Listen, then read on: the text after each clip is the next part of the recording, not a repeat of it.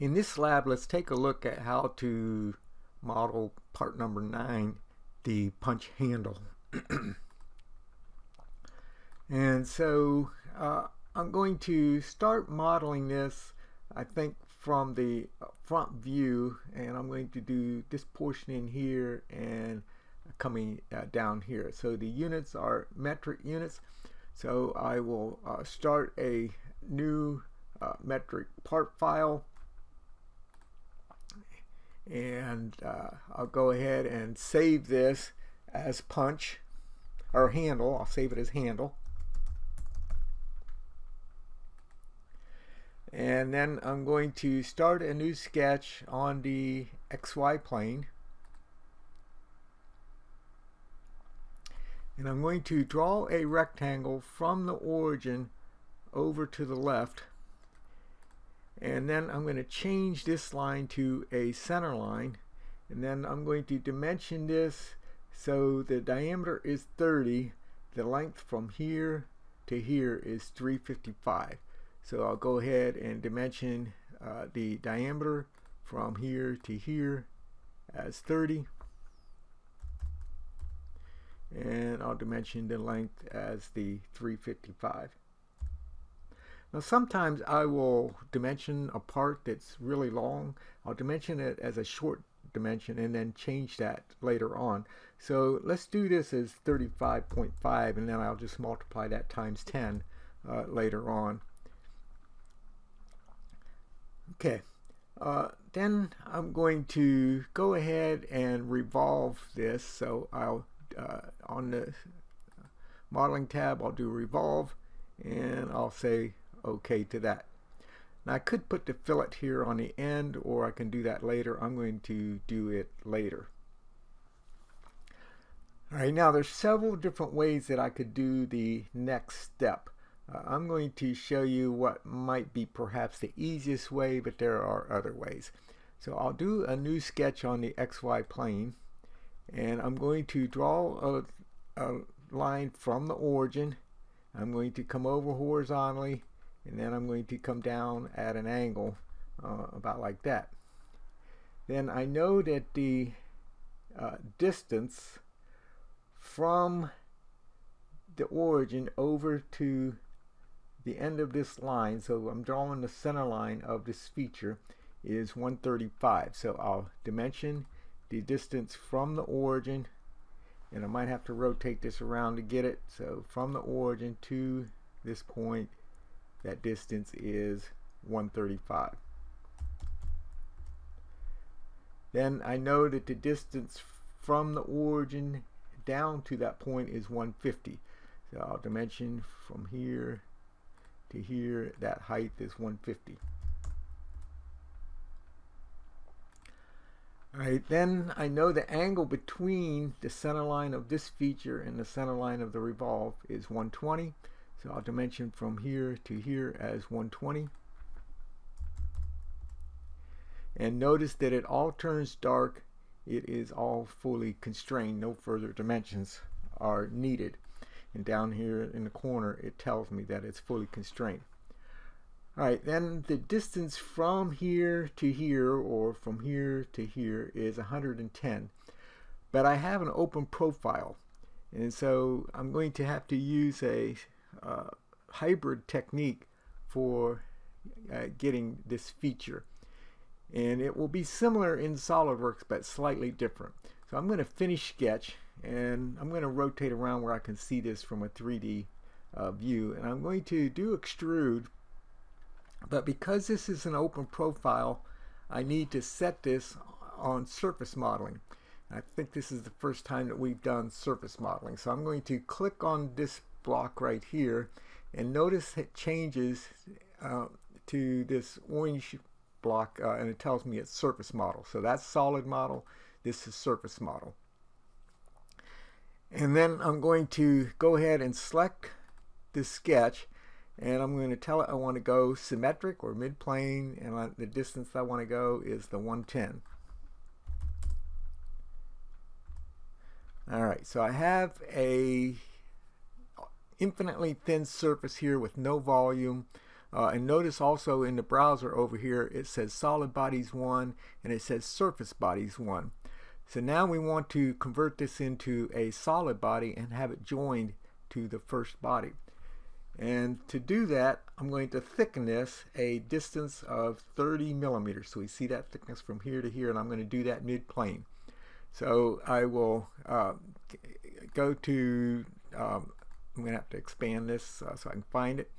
I'll do thicken, and I'm going to select this surface. I want to make sure automatic blending is turned on, and I'll select this surface, and I'll select this surface, and I'm going to go a distance of 30 millimeters, and I want that to be half the thickness on this side of that surface, half the thickness on that side of the surface.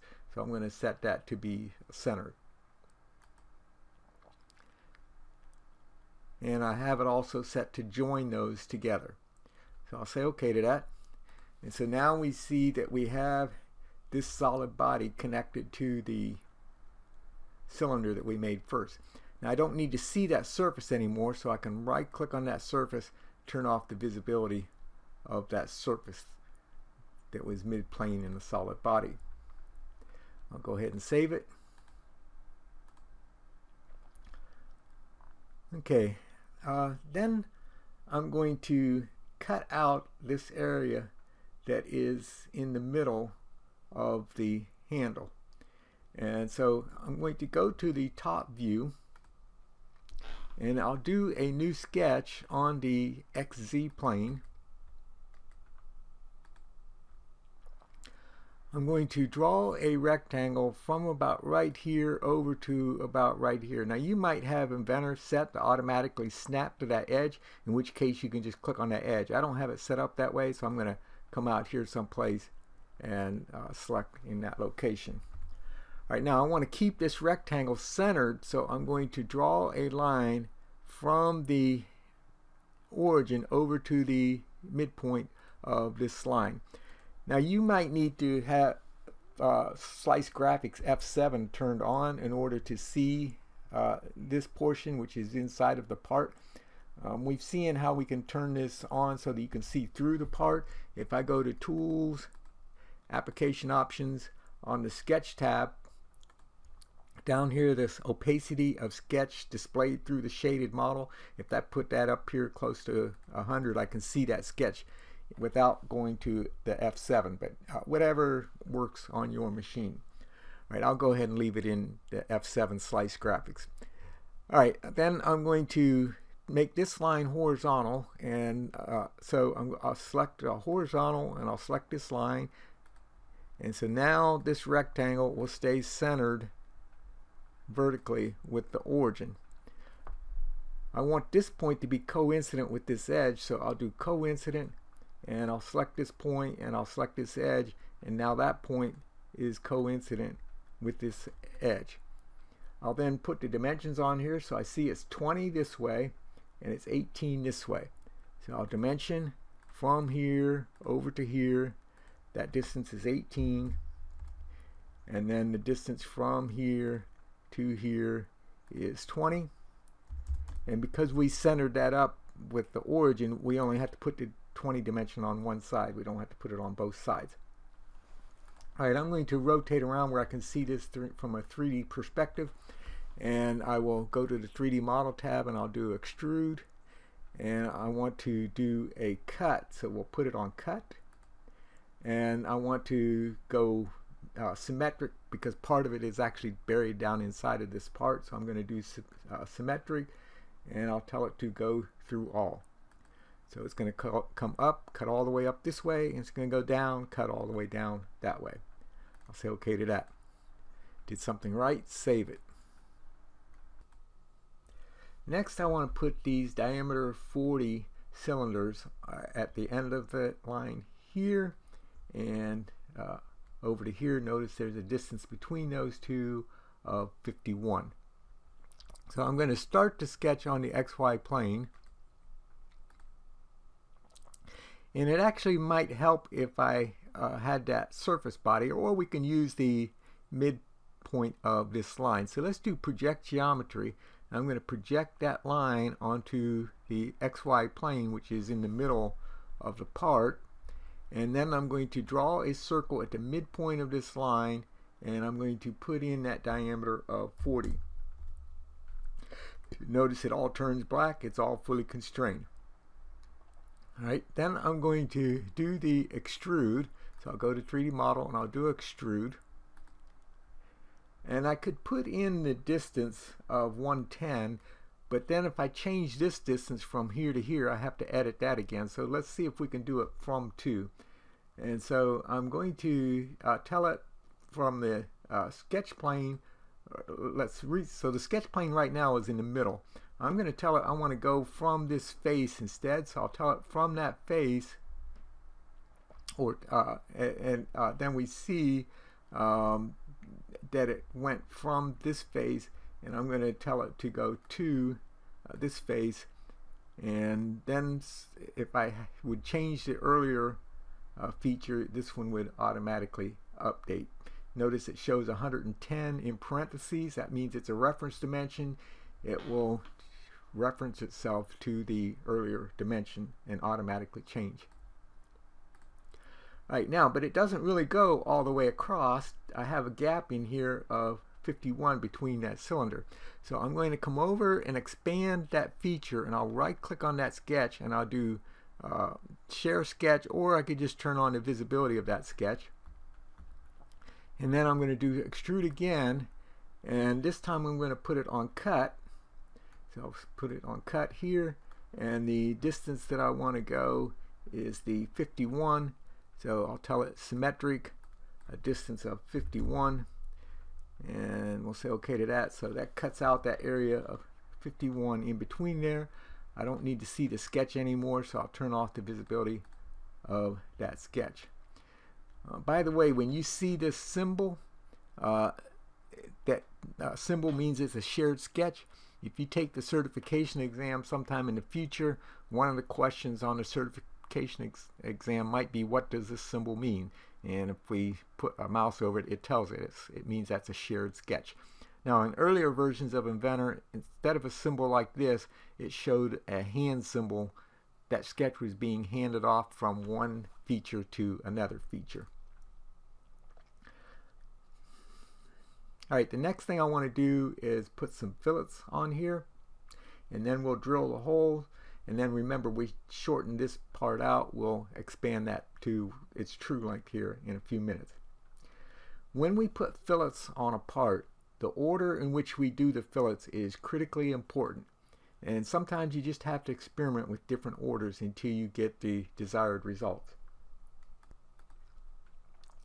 So I see that I have a radius 10 fillet here and a radius 10 fillet here, and then the sides of this are radius 5 with a setback of radius 12, and we'll see what all this means as I go through and do it. So the first thing I'm going to do is put this radius 10 fillets in here, and so I'll select an edge and I'll do fillet, and I'll change that to a radius 10. And on earlier versions of Inventor, you need to make sure that you click on this edit pencil to get your selection tool back. In later versions, it will automatically do it for you. Then I want to select these 4 edges, and I want those all to be radius 10. Okay, and I want this edge in here and this edge in here to also be radius 10.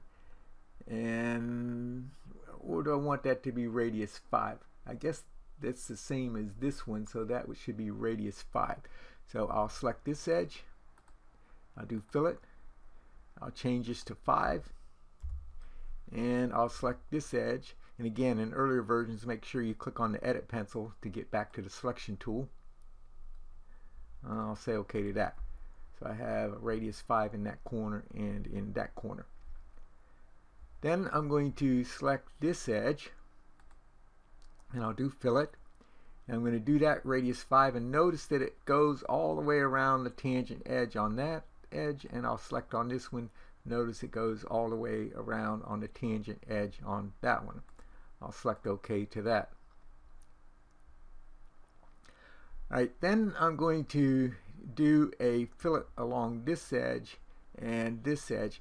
But before I do that, let me back up a step. So I'm going to just drag the end of part marker up like that. And I'm going to select this edge. And I'm going to do a fillet on that edge and this edge. Now don't do this stuff. I'm just demonstrating what would happen. So I'm going to select these edges. And so notice how that geometry looks with this coming out in this direction. If I do the fillet, if I do those fillets first, and then if I put the additional fillets on here, we see like that. So I'm going to undo back to the way that I started. So we started with these fillets, and then I'm going to select the fillet along this edge. So I'm doing this in a different order, and you might go back, step back in the video and look at how this edge compares to the way I did it in the previous example. So the order in which we put fillets in critically affects the results that we get.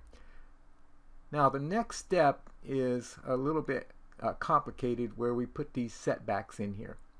So I'm going to do a fillet, and I'm going to select this edge, and I'll select this edge over here. Okay. Then I'm going to select this edge on this side, and I'm going to select this edge on that side.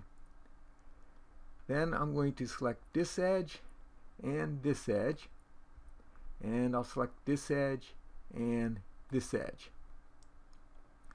Alright, I'm going to go ahead and say OK, but you can just leave yours right at this step. So I'll say OK to that, and so we see the results that we have here, but we need a setback of 12, radius 12 in that corner. So I'm going to go back and edit that feature, and I'm going to click on this tab that says setbacks,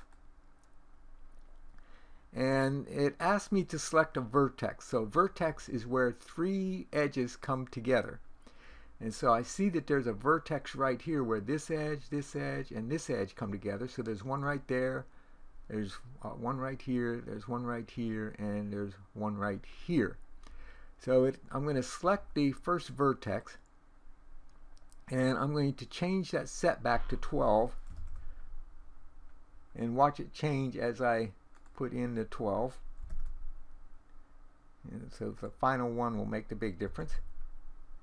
So we see that fillet is a little bigger here in that corner than it was along the edges. Alright, then I'll do click to edge, and or click to add an edge, and I'll select the next vertex, and I want those to be 12 as well.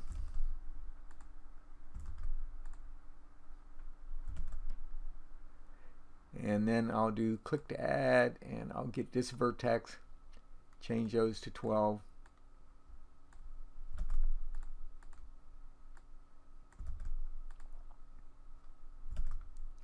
And then I'll click to add the fourth vertex, and I'll change those to 12.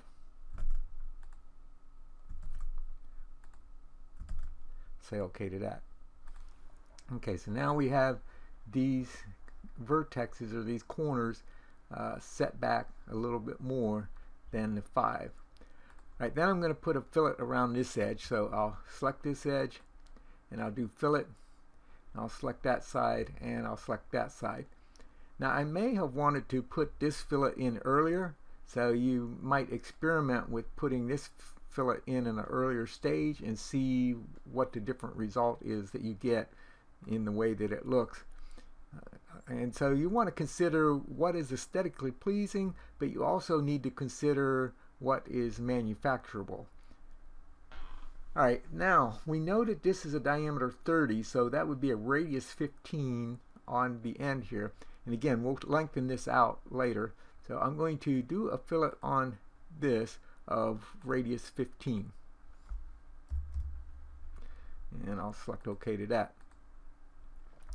Did a few things right. I'm going to save it. The next thing I need to do is to put these two holes in here. So on this side it's a larger hole, it's diameter 20, and then on this side it's a threaded hole, an M12. So I'm going to do this sketch on this face. So I'll select that face and I'll tell it to do a new sketch. And I'm going to project geometry this arc right here, and that gives me a center point of that cylinder. And actually I didn't need to do that, so let's just undo that. We could go ahead and use that, but I'm going to undo it because we don't really need to do that. So I'm going to undo that. I'm going to undo get out of sketch, and I'm going to just go to the hole command. And I'm going to tell it I want to put the hole on this face, and then I'm going to select this cylindrical face and it'll automatically move it to the center. Now I purposely selected it away from the center because I want to see it visually pop to the center so that I know that I hit the center. So I'm going to click that cylinder. I see that it pops to the center. And for the hole itself, I want a simple hole. I want the diameter to be 20. And I only want it to go up to this face on this side.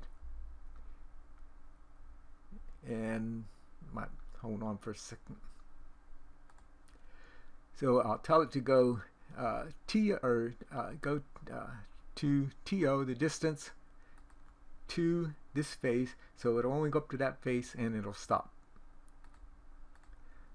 Okay, so we see this hole. Now I want to put the threaded hole, the M12, on this face. So I'm going to select that face.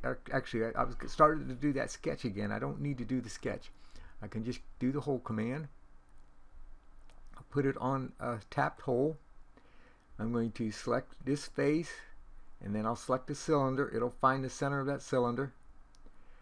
And then for the size, I need ANSI metric.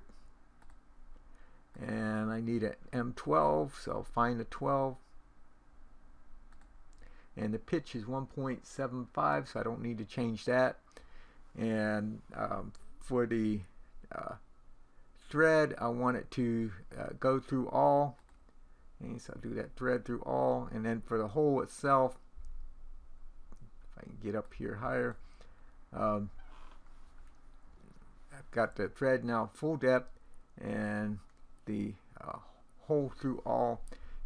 Now I'm going out in this direction from here, going out, and somehow I accidentally changed the size on that when I was expanding this. So let's put this back on ANSI metric, and I'll put that back on the 12. So I was paying attention to the preview, what it looked like in the preview, and I could see that it didn't look like I expected in the preview, and I'll say OK to that. Okay, so now I have a threaded hole going through that side. I did something right. I'll save it. The next thing I'm going to do is put this back out to the length that it should be, the 35.5. So I'm going to go back to my very first sketch, and I'm going to edit that sketch. And I will change this, and I could either just multiply times 10 or just get rid of the decimal place. And so I'll say OK to that. And so now it's the length that it should be. So that trick sometimes helps when you have really long parts and you want to work on a certain area of the model, and then go change the long feature to its correct size. Right, I'm going to go ahead and put a color on this. You could put whatever color that you want on your part, and so I'm going to do mine as blue. So I'll set it to blue wall paint. Now I may not want paint from here to here, someplace where the operator is going to put their hand. Day after day it may wear off the paint, so I might just want that chrome plated along there some distance. And I may not want this face right here painted, so let's right click on that, and I'll go to the properties, and I'm going to set that to chrome, set it to chrome polished, and I can copy that color on other faces without having to do that in the way that I did it. If I come up here and I click on this tool right here that says adjust, I get an eyedropper. I can pick up that color with the eyedropper and it changes to a paint bucket. I could come over and click on this hole to put that on that hole and hold down the control key, put that on this hole, and so now those two are chrome. And I could also rotate around. Let's just go ahead and say okay to this, and I can rotate around and do the same thing on this face. So I'll do the adjust. I get the eyedropper to pick up a color, and then the paint bucket, I can drop it on that face, and I'll select OK to that. Alright, so let's look at how to take the paint off of part of this face though. I'm going to come up here to the plane command, work plane, and I'm going to click and drag a plane off of this face. And let's say that I'm going to go a distance of, let's say, 100 millimeters. Alright, so I did plane and click and drag a plane off of there 100 millimeters. Now the plane is showing a certain size, but when we create a work plane or we use the origin planes, they actually go to infinity. We could resize this with this double arrow, or we can move it if we have a four-headed arrow, but it doesn't really matter where it's at other than for visual purposes because it goes to infinity. Alright, then I'm going to do split, and I'm going to select this as my splitting tool, and then it asks me to select the face that I want to split. I'm going to split this face, and I'll say OK to that. Now I have this face. If I click on that, that face is a separate face than this face, and so I can turn off the visibility of my work plane. Now if you can't see this edge right here, you may need to turn on your visual styles and then shaded with edges, and see if under shaded you put your mouse over it and you can see the difference, but you can't see the difference with the edge until you do shaded with edges. Now I'll pick up that chrome color again with my adjust tool, so I'll pick up this color. I get the paint bucket. I'm going to drop that appearance on this face. I'll hold down the control key. I'll drop that appearance on this face, and so now I've taken the paint off of those faces and have those chrome. So that completes this part in Autodesk Inventor.